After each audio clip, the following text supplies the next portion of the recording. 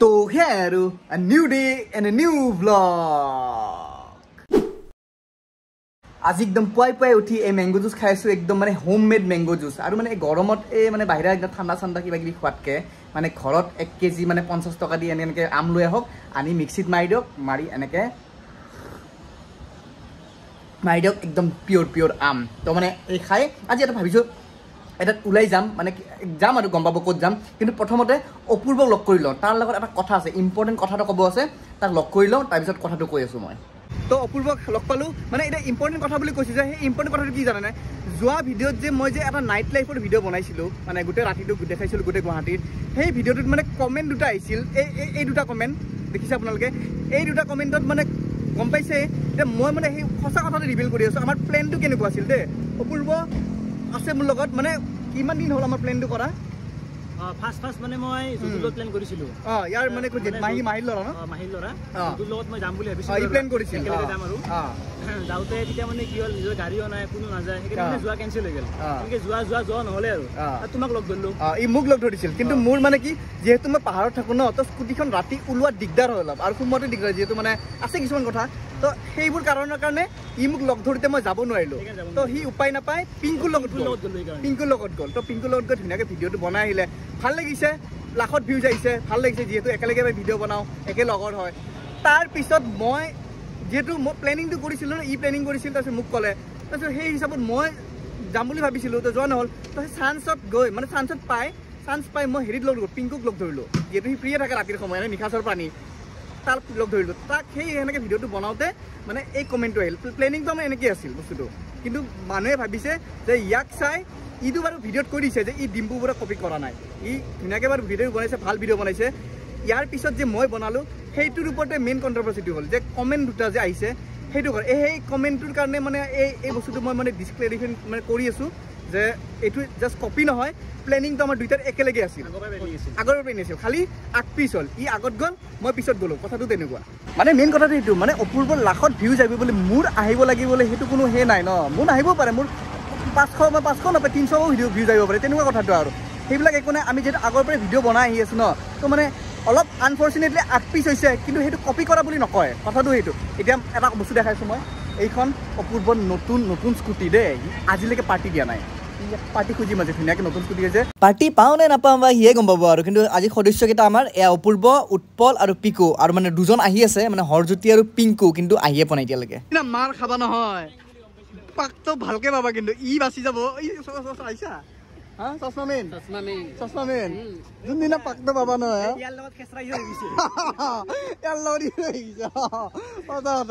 ভালকে পাকটো পাবা দেই মই চাই আছো কিন্তু বৰ্তমান আমি আছো বৰাগাঁৱত আৰু বৰাগাঁৱৰ এই যোনখন ফ্লাইঅভাৰ আছে ফ্লাইঅভাৰখনৰ যোনখন ছাইডৰ ৰাস্তাটো আছে ছাৰ্ভিচ ৰোডটো এইফালেৰে গৈ মানে পাব আপোনালোকে অসমৰ সকলোতকৈ ওখ শ্বহীদ বেদীটো মানে 55 ফিট ওখ শ্বহীদ বেদী প্ৰথমবাৰৰ বাবে বনাই আছে মানে কনষ্ট্ৰাকশ্যন চলি আছে এই আগত দেখিছে এইটো চাওক কনষ্ট্ৰাকশ্যন হৈ আছে কি হেভি বনাইছে এতিয়া তাৰে গৈ আছোঁ ভিতৰত গৈ বঢ়িয়াকৈ দেখাই আছোঁ চব বলক আহি পালোঁ শ্বহীদ স্মাৰক ক্ষেত্ৰ এয়াই মানে কনষ্ট্ৰাকশ্যন চলি আছে কমপ্লিটলি হোৱা নাই এইবোৰ গেটখন এইখনো হোৱা নাই বাৰু আৰু মানে এইখিনি মানে গোটেই বনাই আছে আৰু এতিয়া ভিতৰত যাবলৈ আৰু মানে মানুহ ইমান ভালকৈ সোমাব দিয়া নাই বৰ্তমান আমি মানে ক'লোঁ আৰু মানে চকীদাৰজনক যে সোমাব দিয়ক এনে ভিডিঅ' এটা বনাম সেইকাৰণে সোমাব দিলে তো এতিয়া ভিতৰত যাবলৈ বহুত বিৰাট মানে প্ৰকাণ্ড কিবা এটা বনাইছে বলক চাই আহোঁ সঁচাকৈ আজি মই কৈ আছোঁ এই ঠাইডোখৰ অসমত এটা হিষ্ট্ৰী ক্ৰিয়েট কৰিব কাৰণ এনেকুৱা ধৰণৰ ওখ টাৱাৰ বা এনেকুৱা ধৰণৰ ওখ ষ্টেচু ক'তো নাছিল মানে ভিতৰত সোমাই আহিছোঁ ন ক'ব গ'লে মানে কিছু বনাইছে দেই আৰু বৈদ্য প্ৰকাণ্ড দেই একদম ইয়াৰ পৰা দূৰৰ পৰা যোনটো এটা ভিউ পায় ন ইয়াৰ পৰা চাওক বৰ্তমান কনষ্ট্ৰাকশ্যন হৈ আছে এইবিলাক ক্ৰেন চেন লাগি আছে একদম চাওক মানে দূৰৰ পৰা কিবা চেচৰ গুটি যায় উঠি যেন লাগে কিন্তু নহয় বাৰু এটা মানে বেলেগ এটা শ্বেপত বনাইছে বেলেগ এটা হেৰিত চাওক ৱাও কি মজা আৰু বিভিন্ন কিবা কিবি ইয়াত বনাব লাহে লাহে বনি আছে ধুনীয়াকৈ তো সেয়া এতিয়া ভিতৰত অলপ যাবলৈ চেষ্টা কৰিম সেইখিনি অলপ চাই আহোঁ কি ইনফৰমেশ্যন দিব পাৰোঁ এই যে শ্বহীদ স্মাৰকটো এই শ্বহীদ স্মাৰকটো মানে অসমৰ 855জন শ্বহীদৰ স্মৃতিত বনোৱা গৈছে বিৰাট ধুনীয়া বনাইছে আৰু বহুতেই ওখ আৰু মানে বহুত কিবা কিবি ইয়াত ফেচিলিটি মানে দেখিবলৈ পোৱা যাব এইফালে দেখিছে মানে চুইমিং পুল নহয় চৰি এটা মানে পুল টাইপ আৰু কিবা বনাইছে এনেকৈ ফাউণ্টেইন থাকিব এনেকুৱা ধুনীয়া আৰু এটা পৰিৱেশ আৰু এইফালে মানে মানুহ অহা যোৱা কৰিব পাৰিব আৰু এইটো চাওক বহুতে ডাঙৰ মানে এই আপোনালোকে বাহিৰৰ এটা মানে বহুত বৈদ্য ডাঙৰ টাৱাৰ এটা আছে গ্ৰেণ্ড লিজবো হোটেল চাইনাৰ সেই চাইনাৰ লিজবো হোটেল এটা আমাৰ আকাৰতে সেই শেপতে বনোৱা গৈছে মানে এই শ্বহীদ স্মাৰকটো অলমোষ্ট 94 কৰোৰ টকাৰ এটা চৰকাৰী প্ৰজেক্ট প্ৰায় 6 বছৰ লাগি আছে এই বনাওঁতে আৰু বেছি দিন নালাগে আৰু এই বছৰ হৈ যাব বুলি আশা আছে এই যোনটো টাৱাৰ বনাইছে এই টাৱাৰটো 55 ফিট ওখ কিন্তু 51 ফিটলৈকে মানে লিফ্টৰ ফেচিলিটি থাকিব ওপৰত মানে তলৰ পৰা একদম লিফ্টেদি যাব পাৰিব চিৰিৰ কথা গম নাপাওঁ কিন্তু লিফ্ট থাকিব কিন্তু 51 ফিটলৈকে আৰু যোনটো 51 ফিটলৈকে যাব পাৰিব তাৰে পৰা মানে ইয়াৰে গোটেই এৰিয়াৰ যোনটো দীপৰ বিল আছে আমাৰ সেই দীপৰ বিলটো সম্পূৰ্ণভাৱে ওপৰৰ পৰা দেখা পাব আৰু মানে ওপৰত ফুড কোৰ্টো বনাব তো সেই চিষ্টেমত বনাব মানে এই টাৱাৰটো এতিয়া বাৰু ভালকে ভিতৰত সোমাব দিয়া নাই কাৰণ কামবোৰ চলি আছে ন কমপ্লিট হোৱাই নাই আৰু মানে যোনবোৰ ক্ৰেনেৰে যোনবোৰ বস্তুবিলাক দাঙি লৈ গৈ আছে মানে অলপ ৰিস্কি হয়তো সেইকাৰণে সকলোকে সোমাব দিয়া নাই আৰু এইবোৰ চাওক একদম তীব্ৰগতিত কাম চলি আছে একদম ডেকৰেশ্যনৰ কাম বা যোনবোৰ গাৰ্ডেনিঙৰ কাম এবাৰ ভালকে হৈ আছে আৰু এইবোৰ কি ক'লে ইহঁতে মানে তলটো খালি থাকিব বোলে লিফ্ট আছে লিফ্টেদিয়ে ওপৰত উঠিব পাৰিব লিফ্টৰ কথাটো গম পাইছোঁ বাৰু মানে ইয়াতে অলপ মানে ব্ৰুজ খালিফা টাইপ বুলিয়ে আৰু মানে গুৱাহাটীৰ ব্ৰুজ খালিফা সোমাই পিনে আচ্ছা এই পইণ্টৰ পৰা সোমাই আহি পিছফালে এনেকৈ ওলাব পাৰিব টিকেট চিষ্টেম হ'ব বুলি টিকেট চিষ্টেম হ'ব গৈছে ন আচ্ছা তো মানে সেই চিষ্টেমতে বনোৱা যাব মানে এই বস্তুটো মানে কনষ্ট্ৰাকশ্যনৰ অংক মতে এই ষ্ট্ৰাকচাৰটো মানে 6 বছৰৰ পৰাই মানে আৰম্ভ মানে চলি আহি আছে আৰু চাগে এই বছৰ মানে ডিচেম্বৰৰ 10 তাৰিখ বা 15 তাৰিখৰ ভিতৰত 2025তে কমপ্লিট কৰি দিয়া বুলি কৈছে এতিয়া কিমান বা দূৰলৈকে বা কমপ্লিট হৈ নাজানো কিন্তু মানে কোৱা মতে আৰু কৈ আছোঁ মই মানে কমপ্লিট হওঁতে আৰু 1.5-2 বছৰ লাগি যাব কিন্তু মানে পাব্লিকৰ কাৰণে ডিচেম্বৰৰ 10 তাৰিখ মানে অপেনিং কৰি দিব আৰু লগতে অসম আন্দোলনৰ যিমানবোৰ স্মৃতি সেই স্মৃতিবোৰ সকলোখিনি মানে ইয়াত সংৰক্ষিত কৰি ৰখা হ'ব মানে এই ষ্ট্ৰাকচাৰটোৰ লগতে ইয়াত এটা মিউজিয়াম বনোৱা হ'ব য'ত এটা লাইব্ৰেৰী থাকিব লগতে স্কাল্পচাৰ গাৰ্ডেন থাকিব আৰু আসামৰ যিমানবোৰ মানে কালচাৰ আছে সকলোকে ইয়াত প্ৰেজেণ্টেশ্যন কৰা হ'ব খালি ইয়াত এটা প্ৰব্লেম আছে মানে কি ওচৰত ইয়াৰ এৰিয়াৰ ওচৰত মানে এই ডাম্পিং এৰিয়া এটা আছে কিন্তু মানে বহুত বেয়া গোন্ধ এটা আহি থাকে মানে পিছলৈকে ঠিক হ'ব চাগে পিছলৈকে কিন্তু মানে বৰ্তমান একদম বেয়া বাচনা এটা আহি আছে একদম কিবা কিবি গোন্ধ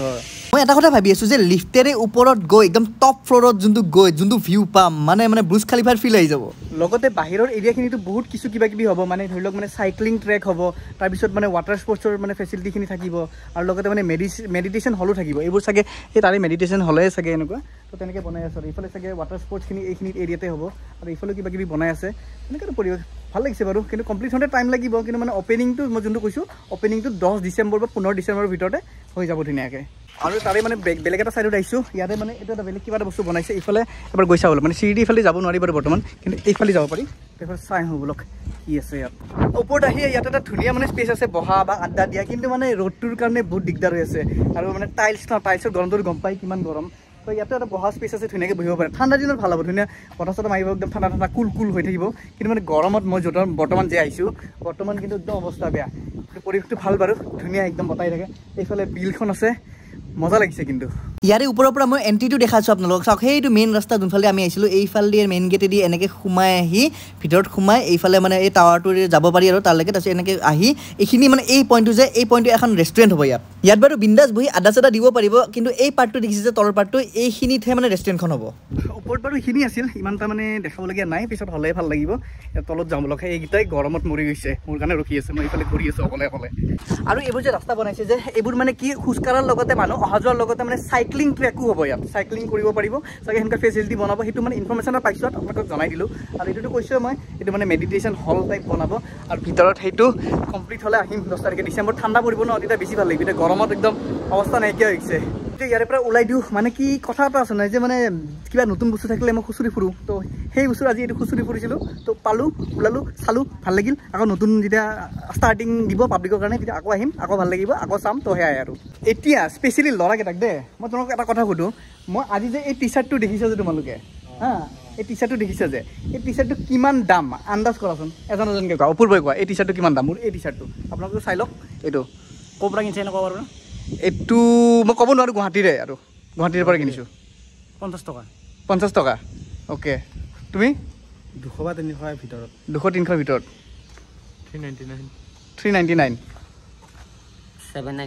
কোৱা মতে এই শ্বহীদ স্মাৰকটো ইণ্ডিয়াছ টপ 5 টলেষ্ট টাৱাৰ্ছৰ ভিতৰত মানে পৰে আৰু মানে সেই শ্বহীদ স্মাৰকটো মানে এই ৰাস্তাটো আগতে মানে বেয়া আছিল কিন্তু এইটোৰ কাৰণে মানে ৰাস্তা একদম পুৰা পকা কৰি দিছে একদম এক ছেকেণ্ড ৰ'ব মোৰ টি চাৰ্টৰ দামটো কোনো ক'ব নোৱাৰিল এতিয়া মই কৈ আছোঁ মানে মোৰ টি চাৰ্টটোৰ দাম হ'ল 1 পেকেট পুৰবী গাখীৰৰ দাম যিমান সিমানেই এতিয়া চাই লওক কিমান দাম হয় এতিয়া বোলক কিবা এটা খাই লওঁ ভোক লাগিছে কিবা পুৰি চুৰি পৰঠা চৰঠা খাই লওঁ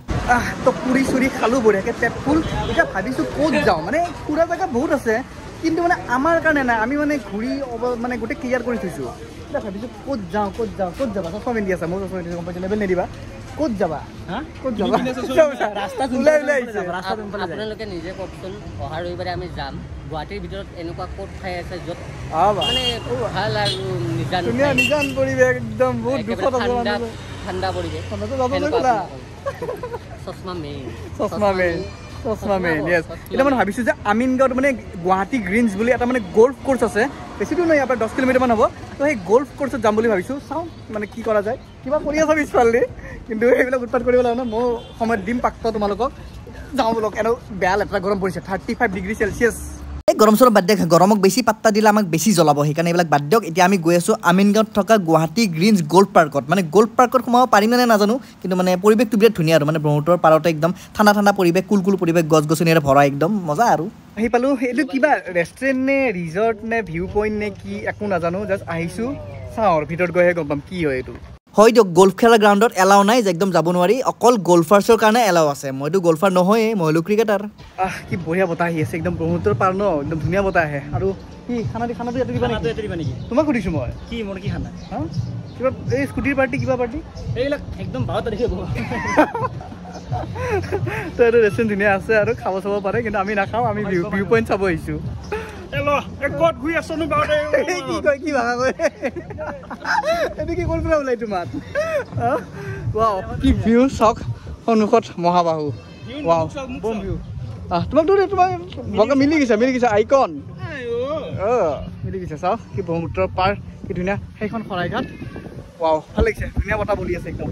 এইখিনিত বিশেষ একো নাই মানে কি এইটো চাইডে আৰ্মি কেম্পটো আছে আৰু এইফালে মানে যোনখন মানে ব্ৰহ্মপুত্ৰ গ্ৰীণছ ৰেষ্টুৰেণ্টখন ৰিজৰ্টখন বুলি ক'ব পাৰি আৰু সেইখন আছে বেলেগ একো নাই আৰু আনফালে মানে এই ব্ৰহ্মপুত্ৰখন দেখা পাই ইয়াৰ পৰা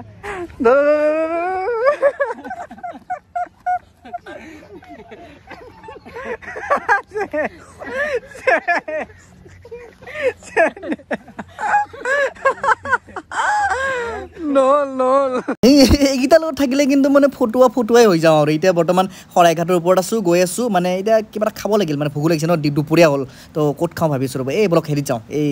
ৰাভা হোটেল তো আমি ৰাভা হোটেল আহিছিলোঁ গণেশগুৰিত তো ৰাভা হোটেলত খালোঁ বঢ়িয়াকৈ গাহৰি ভাত এতিয়া মানে কি ৰুক্মিণীগাঁৱৰ যিখন নতুন ফ্লাইঅভাৰ আছে সেই ফ্লাইঅভাৰখন আজি অপেনিং হৈছে আজি 6 তাৰিখ ন আজি অপেনিং হৈছে তো একপাক সিফাল দি যাই চাই আহোঁ বলক কিবাতো নিজৰ পইচা দি খালা কিন্তু 12 তাৰিখে এই দোকানখন ফটো মাৰি থৈ দিয়া বুক মই লাগিলে আজি বুক কৰি থৈ যাম 12 তাৰিখে পাঁচটা হ'ব 5টা নহয় 5টা বা 10টা হ'ব পাৰে মোৰ তাত বাদ দিয়া মোৰ শনিবাৰে মোৰ দোকান বন্ধ থাকে শনিবাৰে মোৰ দোকান বন্ধ থাকে নাই খোলা আছে নহয় এইখন দোকান দিছে এইখন দোকানতে হ'ব চব ৰাভা হোটেল বেষ্ট 12 তাৰিখ অপূৰ্বৰ হেপী বাৰ্থডে ঠিক আছে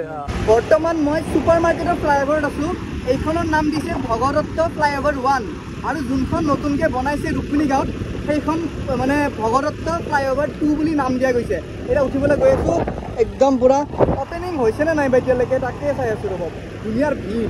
এই আগত গৈ আছোঁ চাওঁ ৰ'ব কি হৈ আছে বৰ্তমান বাজিল গধূলি 4:30 কিন্তু এতিয়ালৈকে মানে অপেনিং হোৱাই নাই মানে ধুনীয়াকৈ আয়োজন কৰিছে আৰু ধুনীয়াকৈ সজাইছে একদম ব্ৰিজখন চাগে মামা আহিব মানে অপেনিং কৰাৰ কাৰণে আৰু মানে আৰু এইবিলাক মানে বিভিন্ন ধৰণৰ এনেকুৱা মানে কিছুমান মানে যোনবোৰ মানে অসমৰ যোনবোৰ কলা সংস্কৃতি যোনবোৰ মানে নৃত্যবোৰ এইবোৰ চাওক প্ৰদৰ্শনী কৰা হৈছে ধুনীয়াকৈ আঁকিছে এইবোৰ চাওক প্ৰত্যেকটো বস্তু ডেপিক কৰা হৈছে ইয়াত ধুনীয়া আৰু মজা বনাইছে মানে নেক্সট টাইম এইফালে আহিলে ওপৰত দি আহিম তো খাই বৈ গৰমে ঘৰ আহি পালোঁ তো এটা ভিডিঅ' শেষ কৰোঁ কেনেকৈ জনাব অৱশেষত শেষ বুলিলে শেষ নহয় আকৌ আৰম্ভ হয় তো সেয়াই আৰু বাই